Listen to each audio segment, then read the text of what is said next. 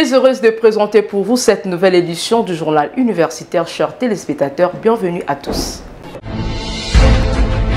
Ouvrons cette édition par le lancement de la formation sur l'apprentissage et la vulgarisation de l'outil d'inventaire et de planification de la recherche OIPR en sigle dans toutes les facultés de l'université de Kinshasa. Cette cérémonie a débuté le lundi dernier à la faculté de sciences économiques et de gestion de cette alma mater sur l'initiative de secrétaire général à la recherche, Jordan Kabengele, pour le détail.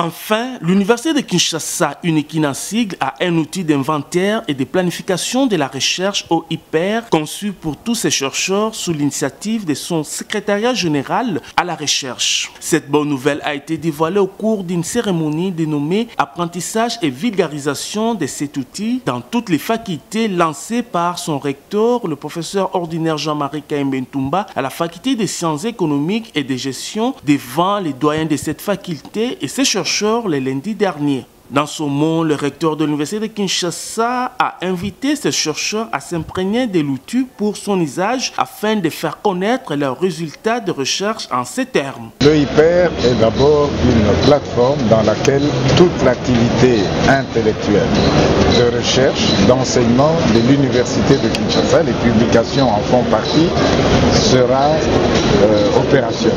Et l'OIPR permettra à chacun des chercheurs, à chacun des activistes, puisqu'il faut en parler dans ce sens-là, d'enregistrer tout ce qu'il produit. Et on devra recourir à l'OIPR sur le site de l'Université de Kinshasa pour savoir qui fait quoi et en temps réel à l'Université de Kinshasa. C'est donc une réelle base de données qui permettra à notre institution de participer en temps réel à tous les appels d'offres, déjà au niveau de l'exécutif national, mais aussi au niveau de grands consortiums internationaux, scientifiques, etc., pour que plus rien ne soit comme avant. De son côté, la secrétaire générale à la recherche, professeure Marie-Claire Yanzou, a aussi souhaité une adhésion massive de la part des chercheurs de cette faculté en vue de combattre une mauvaise image de la recherche de l'Université de Kinshasa, tout en soulignant que cette formation n'est qu'un point de départ de la ronde qui s'effectuera dans toutes les facultés. Nous venons de lancer cet outil, c'est vraiment justement pour nous permettre de faire la visibilité de l'UNIKIN. Nous avons, vous savez, la recherche scientifique, c'est le socle de développement de toute nation. D'autres pays sont devenus, ils sont restés leaders dans le développement, c'est-à-dire les pays qui sont les plus développés.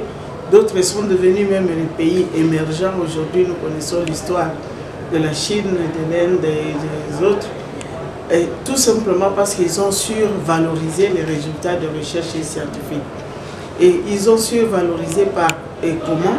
C'est parce qu'on les a vus sur terrain, on a vu leurs produits, on a vu dans les plateformes comme ce que nous voulons commencer ici. Et lorsque nous faisons, lorsqu'à travers le monde, on classe les universités en fonction de ce qu'on voit comme résultat de recherche. Je prends toujours l'exemple du manioc. Le gouvernement n'avait pas besoin d'aller chercher des experts à l'extérieur pour venir développer la panification à base de la farine de manioc. Parce que ces résultats-là existaient en RDC depuis très longtemps. On n'était pas connus. Les gens ne savaient pas qu'à Kinshasa, à l'UNIKIN, quelque chose de comme ça peut sortir de là. Ici est de noter que cet outil est un instrument de visibilité des travaux de recherche de chercheurs de l'UNIKIN dans lesquels il sera enregistré les résultats de recherche déjà publiés. L'Université Martyr du Congo, INIM RDC en sigle, ouvre grandement ses portes pour les enfants orphelins, blessés de guerre, veuves militaires congolais désirés faire les études universitaires.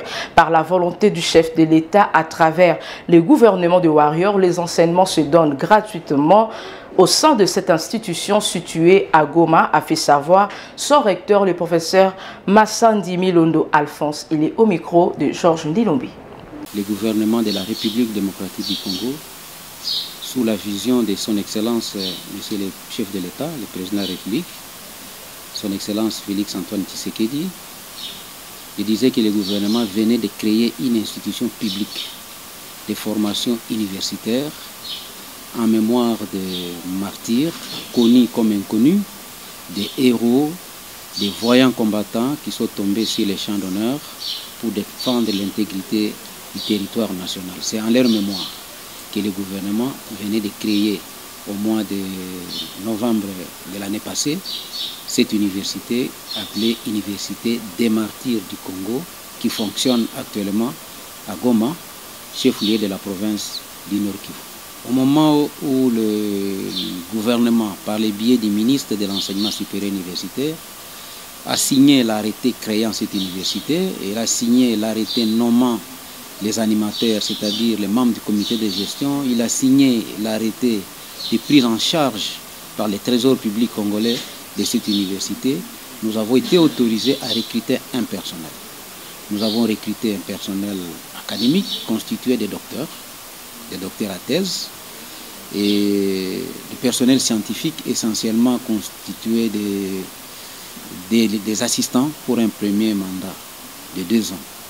Nous avons aussi recruté les membres du personnel administratif, technique et ouvrier en nombre suffisant pour assurer le fonctionnement de l'université. Mais étant donné que ces personnels-là n'ont pas encore la qualité requise pour assurer les charges d'enseignement dans les systèmes LMD dans lesquels nous nous situons, nous avons recruté à travers les institutions fonctionnelles à travers la République les personnels que nous utilisons à mi-temps. C'est ainsi que nous avons pris à l'INIKIN, à l'UPEN ici, à l'INIKIS, à l'INILU, partout. Nous avons vu au regard de leur spécialité certains professeurs ordinaires, professeurs associés, et que nous allons utiliser à mi-temps et que nous demandons au gouvernement de la République de les prendre en charge. Parce que cette université, ça, la population doit retenir, cette université fonctionne sous le régime de gratuité. Gratuité dans le sens que nous recevons prioritairement les enfants orphelins militaires. Nous recevons les veuves militaires, les enfants victimes des guerres, les militaires en fonction, mais qui sont recommandés soit par la région militaire, soit par l'inspection provinciale de la police. Tous ces gens fonctionnent ou étudient gratuitement. C'est pour dire que le personnel que nous utilisons doit être pris en charge par les trésors publics, c'est-à-dire par l'État congolais. Nous organisons les enseignements dans les différentes filières retenues dans le programme LMD. Nous avons les sciences juridiques, administratives et politiques. Nous avons les sciences de santé, ou les enseignements dans les domaines de santé, les enseignements dans les domaines des technologies, dans les domaines des sciences psychologiques et pédagogiques, et les sciences agronomiques et de l'environnement. Le gouverneur militaire de la province venait de nous doter d'un terrain de 100 mètres carrés dans la ville de Goma, là où les infrastructures de l'université seront érigées. Mais en attendant, les bonnes volontés ne manquent pas. Nous sommes tombés sur quelqu'un de bonne volonté qui a payé pour nous, pour toute l'année académique, les bâtiments qui nous servent pour les bureaux administratifs et les auditoires. Et c'est là où nous fonctionnons actuellement en attendant que les démarches de construction des infrastructures propres à l'université aboutissent. Il n'y a pas de prétexte de frais d'études. Tout est gratuit et pris en charge par le gouvernement congolais. Parlons à présent de la conférence interuniversitaire organisée par la délégation facultaire de l'université Simon Kimbangu le week-end dernier avec comme thème « Dysfonction érectile ». Objectif, partager les connaissances et expertises au futur cadre de la République démocratique du Congo. Témoin de l'événement, Tonto Biongo. C'est par les mots de circonstance de Henri Mbunzu Muyombe, vice-président des étudiants de l'université Simon Kimbangu, que cette première édition de la journée scientifique interuniversitaire a été lancée sous le thème « La dysfonction érectile ». Les 5 orateurs du jour ont expliqué à l'assistance les causes et le traitement, la physiologie, les diagnostics et la prise en charge de la dysfonction érectile, en soulignant que la dysfonction érectile est un trouble caractérisé par l'incapacité pour l'homme à obtenir ou à maintenir une érection suffisamment ferme pour des relations sexuelles. En outre, le futur médecin ont précisé que cette anomalie dont le traitement est variable peut être le signe d'un trouble physique ou psychologique et peut-être la source de stress, de tensions relationnelles et de manque de confiance en soi. Après le jeu de questions et réponses, Henri Mbunzu Muyombe, vice-président des étudiants de l'ISK,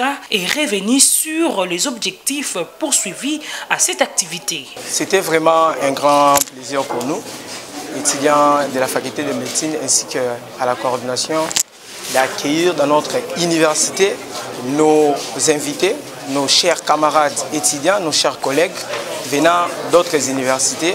Alors, nous ne pouvons dire qu'un grand merci à messieurs les recteurs, chef de travaux, Papa Kisoloke Lekiangani Tracy, Charles, pour cet enthousiasme et cet esprit d'augmenter encore le niveau scientifique de son université, étant que recteur de notre université, de nous donner cette occasion et cette place qui a accueilli quand même beaucoup des étudiants ici. Et cela nous permet aussi d'augmenter notre connaissance interuniversitaire et de montrer au monde les niveaux éducatifs et les niveaux scientifiques de leurs futurs médecins pour demain. Il faut noter que cette conférence a connu la participation de la délégation des étudiants de l'université William Booth, l'université chrétienne de Kinshasa, l'université Révérend Kim et l'université de Kinshasa. Changeons de chapitre à présent. International Fondation Leadership, une stratégie de mouvement Campus pour Christ International a organisé un atelier de formation sur le mentorat du leadership dans le but de forger les caractères de jeunes leaders congolais. Valongolou était présent pour les comptes du journal universitaire.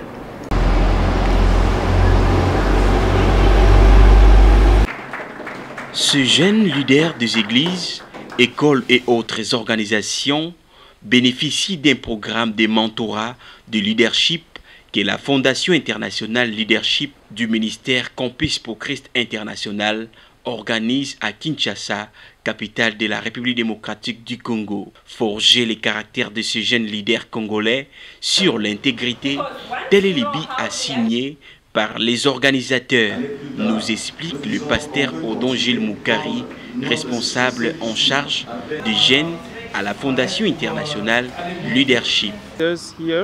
Et le but que nous poursuivons à travers cette formation, c'est de forger les caractères des jeunes.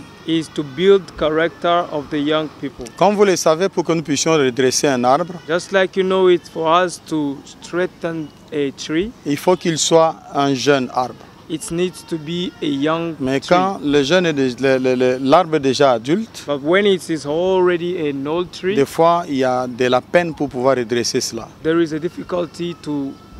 Voilà pourquoi nous voulons nous focaliser à forger les caractères des jeunes pour espérer une destinée meilleure pour nos nations et pour l'Afrique. Oui, mais... Deux facilitateurs venus du Zimbabwe et du Ghana qui forment ces jeunes leaders autour des questions des études de leadership et développement, avec la pensée de pousser ces jeunes à pratiquer toutes les notions apprises durant ces 4 jours.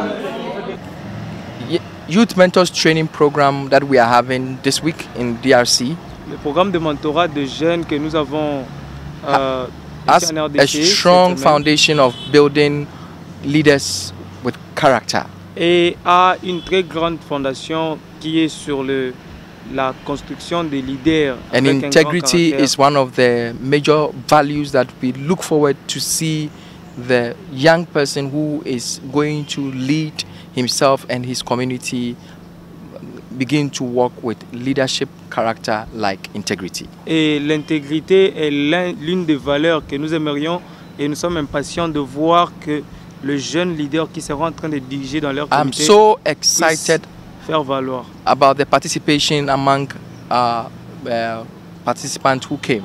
Je suis très excité, j'ai été excité par la participation des différents participants qui sont venus pour cette formation. Thank you. So for this group that we are training, we are expecting Alors, ce que nous attendons de ces jeunes, c'est que après cette formation, il y aura le programme qui est un projet de transformation d'abord, un projet que les jeunes vont initier dans le but de pouvoir leur permettre de mettre en place, de mettre en pratique ces formations, mais aussi après cela, mettre ces formations à la disponibilité de leur communauté dans différentes régions.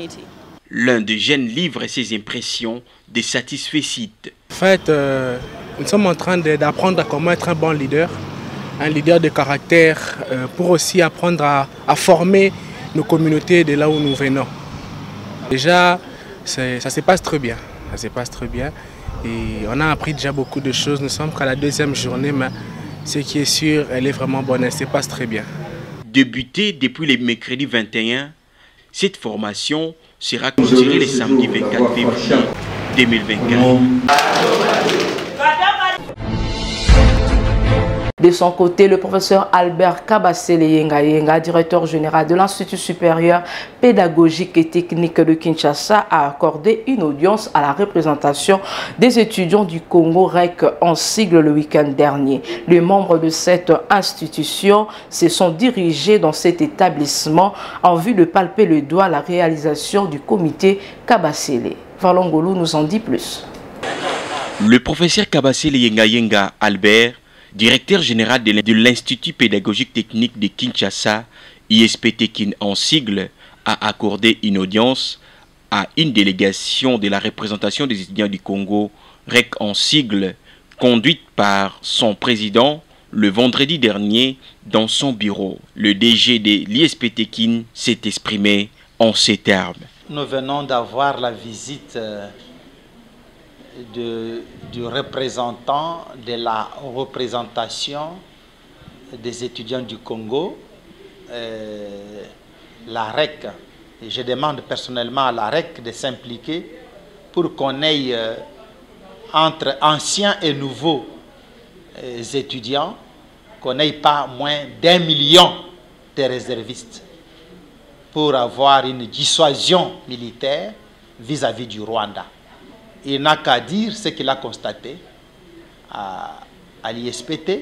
La délégation a fait la ronde au chantier où la réhabilitation du home des étudiants se déroule et la construction d'un nouveau bâtiment administratif qui s'érige sous le leadership du directeur général de l'ISP-Tekin, Maurice Mutandai, président de la représentation des étudiants du Congo, s'est dit satisfait de l'évolution des travaux à l'ISP-Tekin et félicite les comités de gestion. En tant que président national, nous étions là pour visiter nos collègues camarades étudiants, voir les travaux de réhabilitation de quelques bâtiments, ce qui était impossible à être utilisé il y a des mois. Depuis que l'actuel DG est là, on a vu quand même l'avancement en termes de travaux. C'est comme ça que nous avons jugé bon de venir visiter le DG, parler avec lui, lui dire merci pour tout ce qu'il est en train de faire jusque-là pour nos camarades étudiants. Notons que la REC compte poursuivre ses visites dans d'autres établissements, tant publics que privés. Bouclons cette édition en parlant de l'atelier de formation sur l'initiation au genre littéraire, développement personnel avancé et autres activités organisées par la structure African One à Sultan Hotel. Suivez cet élément.